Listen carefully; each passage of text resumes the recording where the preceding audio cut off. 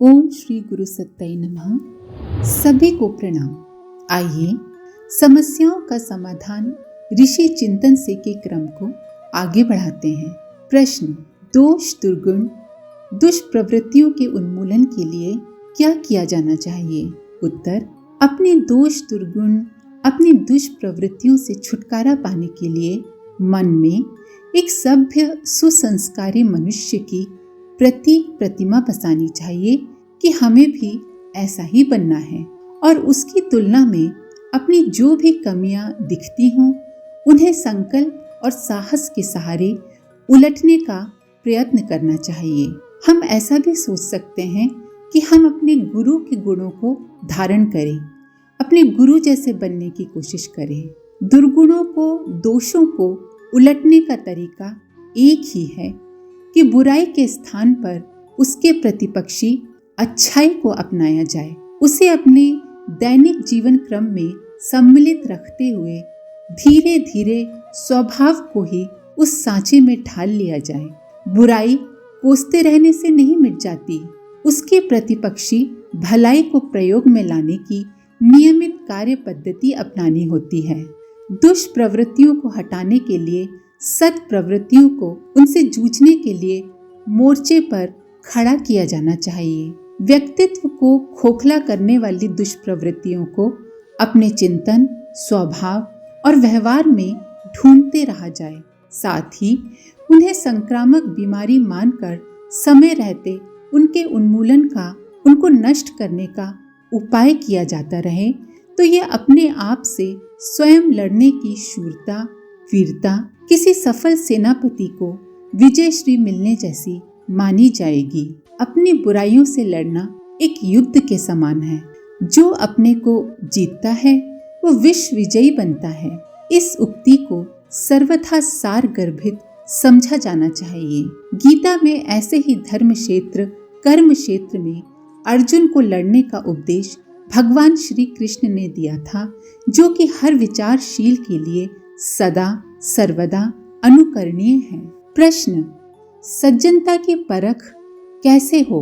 उत्तर, किसी भी मनुष्य की मोटी मोटी पहचान उसकी वाणी से होती है। अपनी नम्रता और मीठा बोलने वाले मन भाते हैं और सज्जन समझे जाते हैं, पर आडंबर तो छली लोग भी बना सकते हैं।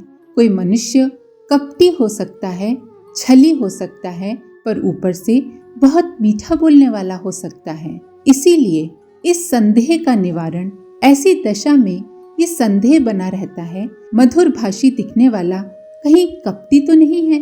इस संदेह का निवारण उसके उदार व्यवहार को देखकर ही होता है, क्योंकि उदारता उसी से बन पड़ती है जो स्वार्थ त्याग के लिए उद्यत होता है। निस्वार्थ सेवा साधना करने के लिए हृदय की विशालता चाहिए। जो दूसरों के दुख से दुखी और दूसरे के सुख से सुखी हो सकता है, उसी के लिए ये संभव है कि उदारता बरतें, दूसरों की सहायता करें। इसके लिए अपनी सुविधाओं में कटौती करके ही वो बचत की जा सकती है जो परमार्थ के काम आए, और ऐसा किसी आदर्शवादी के लिए ही संभव है। हर कोई व्यक्ति अपना पेट काटकर उस बचत को दूसरों की भलाई में लगाने का साहस नहीं कर सकता। ऐसा तो उत्कृष्ट व्यक्तित्व वाला आदर्शवादी व्यक्ति ही कर सकता है। जिसमें आत्म संयम अपनाने का साहस है, वही अपने समय, श्रम, ज्ञान और साधन दूसरों को देने के लिए कदम बढ़ाता है। जहाँ भी ऐसा मनुष्य दिखाई दे, वही सज्जनता के दायरे में आएगा। प्रश्न, प्रसन्नता प्राप्ति का मुख्य रहस्य क्या है? उत्तर, प्रसन्नता प्राप्ति का मुख्य रहस्य ये है कि मनुष्य अपने लिए सुख की कामना छोड़कर अपना जीवन दूसरों की भलाई में लगाए। दूसरों की मदद करने में, दूसरों की भलाई करने में जो संतुष्टि प्राप्त होती है, वो अथाह प्रसन्नता देती है। दूसरों का कष्ट दूर करने के अतिरिक्त देशभक्त तथा अनेक परोपकारियों ने अपने प्राण देने पर भी अनिवर्चनीय प्रसन्नता प्राप्त की है। इतिहास ऐसे बलिदानों से भरा पड़ा है, ऐसे देशभक्तों से भरा पड़ा है कि जब उनको फांसी के तख्ते पर ले जाया जा रहा था, उस समय उनके मुख पर जो आह्लाद, जो तेज, जो मुस्कान और जो प्रसन्नता देखी गई, वो काल के अनंत पृष्ठ पर स्वर्णाक्षर में अंकित हो गई। वास्तविक प्रसन्नता का मूल रहस्य दूसरों की प्रसन्नता में निहित है।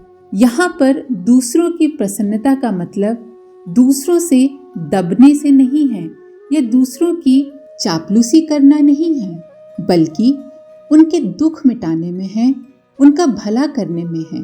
जो परोपकारी व्यक्ति दूसरों के सुख के लिए जीते हैं, उनके कार्य औरों की सेवा रूप होते हैं।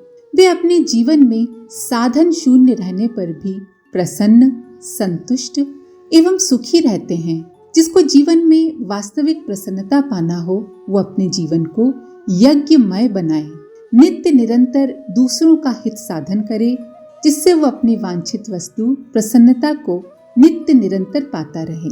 प्रश्न, ब्रह्मचर्य से क्या तात्पर्य है?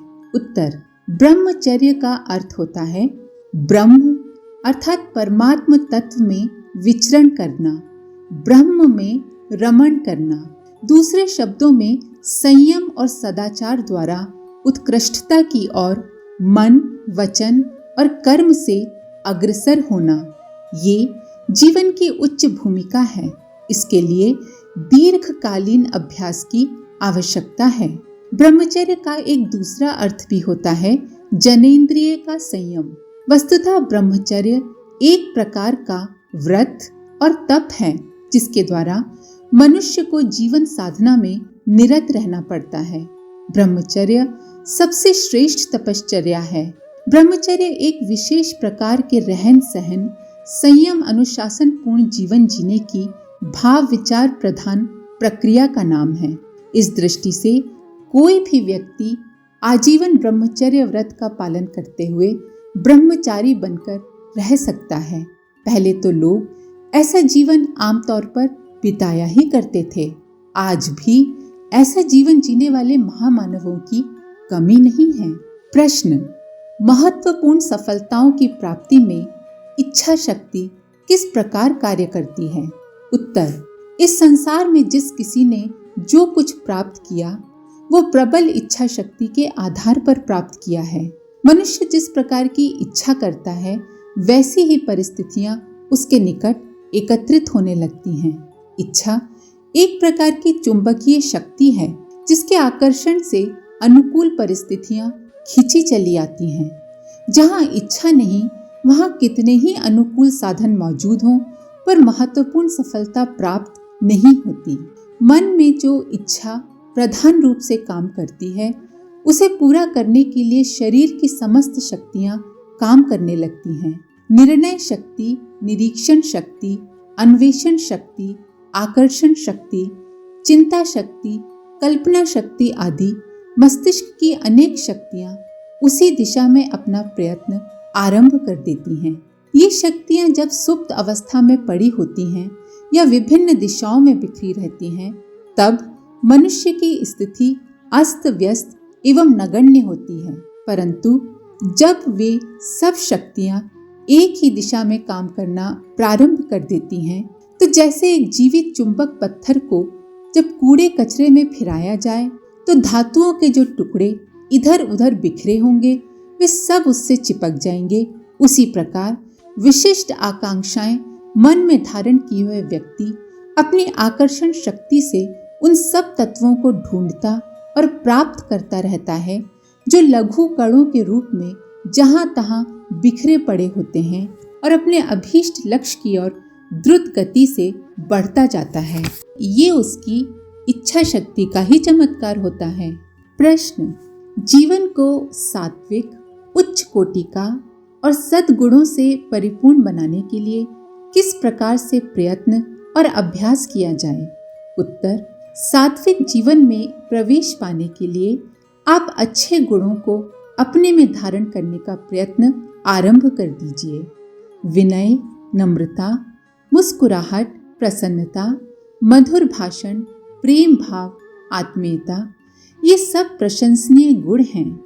यदि आपके भीतर पुराने दुर्भावों के संचित संस्कार भरे हुए हैं और वे मन ही मन झुंझलाहट, क्रोध, स्वार्थ जैसी निम्न कोटि की आदतों को भड़काते रहते हैं, तो हताश मत होइए। बाहरी मन से ही सही, बनावट से ही सही, इन सद्गुणों को नकली तौर से प्रकट करना आरंभ कीजिए। ये बहुत मुमकिन है, क्योंकि मनुष्य इतनी सारी योनियों से गुजर के आया है। उसके मन में बहुत ही निम्न कोटि के संस्कार भरे हुए रहते हैं, और ये बहुत मुमकिन है कि हमारे मन में बहुत जल्दी किसी के प्रति क्रोध, झुंझलाहट, ईर्ष्या, द्वेष आती रहे। इसमें घबराने की बात नहीं है या अपने आप को कोसने की भी जरूरत नहीं है। हाँ, ये जरूर है कि जब भी इस तरह के दुर्गुण उभरे या आपको परेशान करने लगे, तो कोशिश करके सद्गुणों की सेना से उनको दबाइए। मन में बसने वाले दुर्भावों को दबाकर उनके स्थान पर सद्भावों को जरा बढ़ा चढ़ाकर प्रकट करने का अभ्यास आरंभ कीजिए। अगर किसी पे क्रोध आ रहा है तो भी मधुर भाषण करिए, नाराजगी को दबा दीजिए। यदि किसी के प्रति प्रेम या आत्मीयता में किसी प्रकार की कमी आ रही है, तो भी प्रयत्न करिए कि उसके प्रति प्रेम नहीं तो कम से कम सद्भाव का प्रदर्शन हो सके। जो सद्गुण सोए पड़े हैं, उन्हें जगाने के लिए बनावटी सहारा लगाने की आवश्यकता पड़े तो वैसा करना चाहिए। जैसे छोटे बच्चे को खड़ा होना और चलना सिखाने के लिए लकड़ी की गाड़ी का सहारा दिया जाता है या उंगली पकड़कर चलाया जाता है, निसंदेह ये बनावटी सहायता है। इसकी तुलना अपने आप दौड़ने वाले बच्चे की सफलता से नहीं हो सकती। तो भी उस समय छोटे बच्चे को उस लकड़ी के गाड़ी की सहारे की जरूरत होती है। हृदय का सद्गुणों से परिपूर्ण हो जाना अंतिम सफलता है, पर ये एक दिन में प्राप्त नहीं होती। इसके लिए एक जन या एक से अधिक जन लग सकते हैं। कई बार भूलें होंगी, कई बार संभलेंगे, प्रतिज्ञाएं करेंगे कि अब ऐसा काम नहीं दोबारा करेंगे, अब ऐसा व्यवहार दोबारा नहीं करेंगे। पर फिर प्राचीन संस्कारों के प्रबल झकझोरों से ये प्रतिज्ञाएं टूटेंगी। हम फिर गिरेंगे, पर फिर संभल जाएंगे। हर एक साधक को अनेक बार असफल होना पड़ता है। ये गिरना पड़ना लगा रहता है, पर एक दिन लक्ष्य तक जरूर पहुंच जाएंगे। बस धैर्य बनाए रखिए और प्रयत्न करते चलिए। प्रश्न: आत्म सुधार का क्रम किस प्रकार अपनाना चाहिए? उत्तर: दुष्प्रवृत्तियों को छोड़ने के लिए, कुसंस्कारों को नष्ट करने के लिए और अपनी कमियों दोषों को दूर करने के लिए आत्म सुधार का क्रम अपनाना पड़ता है। इसके लिए अभ्यास और विचार संघर्ष के दो मोर्चे तैयार करना चाहिए। अपने स्वभाव में सम्मिलित दुष्प्रवृत्तियां अभ्यास में होने के कारण कुसंस्कार बन जाती है और व्यवहार में हमारे न चाहने पर भी उभर उभर कर आने लगती हैं। अभ्यस्त कुसंस्कारों की आदत तोड़ने के लिए बाह्य क्रियाकलापों पर नियंत्रण और उनकी जड़ें उखाड़ने के लिए विचार संघर्ष की पृष्ठभूमि बनाना चाहिए। कुसंस्कार सुसंस्कार निर्माण द्वारा नष्ट किए जाएं। जैसे थल सेना से थल सेना लड़ती है और नभ सेना का मुकाबला करने के लिए नभ सेना भेजी जाती है। कैदियों को जेल में रखने पर भी उनकी निगरानी करने के लिए चौकीदार रखे जाते हैं। यही नीति कुसंस्कारों के लिए भी अपनानी पड़ती है। जो भी कुसंस्कार जब उभरे, उसी से संघर्ष किया जाए। ये संघर्ष आसान नहीं है। मनुष्य को अपने आप से लड़ना पड़ता है। बुरी आदतें जब उभरने के लिए मचल रही हों, तो उनके स्थान पर उचित सत्कर्म ही करने का आग्रह किया जाए और मनोबल पूर्वक अनुचित को दबाने तथा उचित को अपनाने का साहस किया जाए। ये एक दिन की बात नहीं है।